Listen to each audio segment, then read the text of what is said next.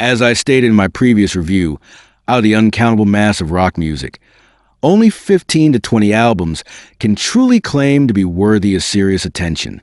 A special place in such a list is occupied by just 3 albums whose significance goes far beyond genre boundaries. These albums explore insoluble questions of the structure of the world and cosmology, questions to which no answers exist or which lie beyond human understanding. Taken together, these albums form a stable triad. The first of them was 666 by Aphrodite's Child. The second is A Lamb Lies Down on Broadway by Genesis. The album is heard in a single breath from beginning to end. It is a true transcendental journey, and precisely the state defines psychedelic music. To understand such music, one must know how to listen to it. This journey is purely mental. It unfolds almost at the level of the subconscious, and the sensations it produces are impossible to convey in words. Very few bands have managed to reach such a level of perfection. This double album is undoubtedly the greatest achievement of Genesis during the Peter Gabriel era. The libretto, written largely by Gabriel himself, is constructed from fragments of his personal nightmare dreams.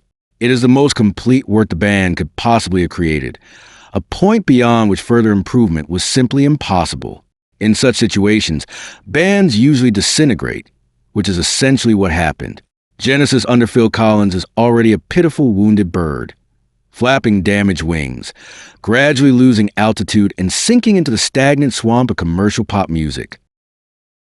At first acquaintance with the album, the listener is haunted by a feeling of contradiction. At first glance, the album title does not correspond to its content. The word lamb is associated with the concept of the Lamb of God, and the listener expects a development of a grand and meaningful theme. However, throughout the entire narrative, the lamb simply lies on Broadway, taking no action whatsoever.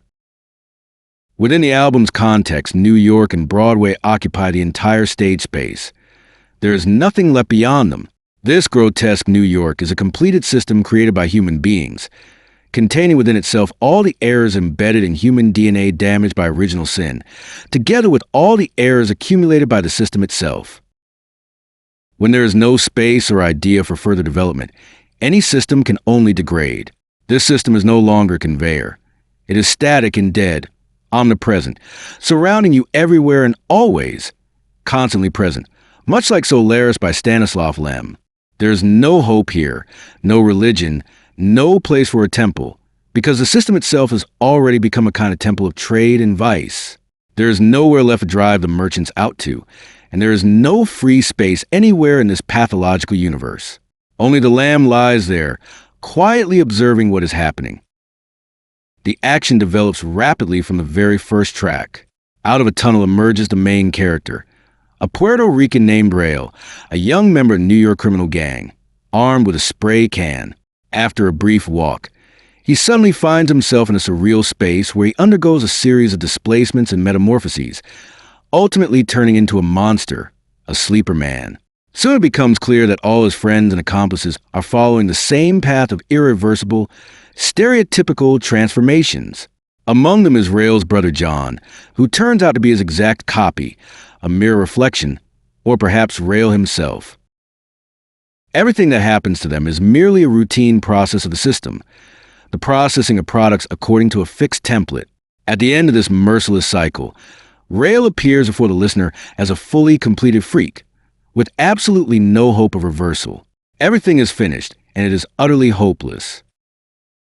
The protagonist is akin to Gregor Samsa from the Metamorphosis by Franz Kafka, who turned into an insect, a transformation likewise caused by the influence of a certain system that is always invisibly present, a merciless system built by human beings, in which every person is a wandering portrait of Dorian Gray.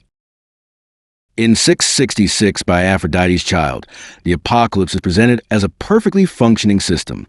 In Genesis's double album, the system is static, and the hero is shown as a standard process product, step by step, until the process is fully completed.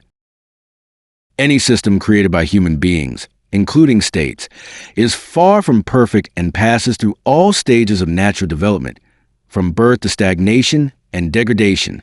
As a result, at the top of a degraded system stand modern Caligulas, leading their citizens into new gulags through war's extermination. Fortunately, we still have democracy, not perfect, but a self-repairing system.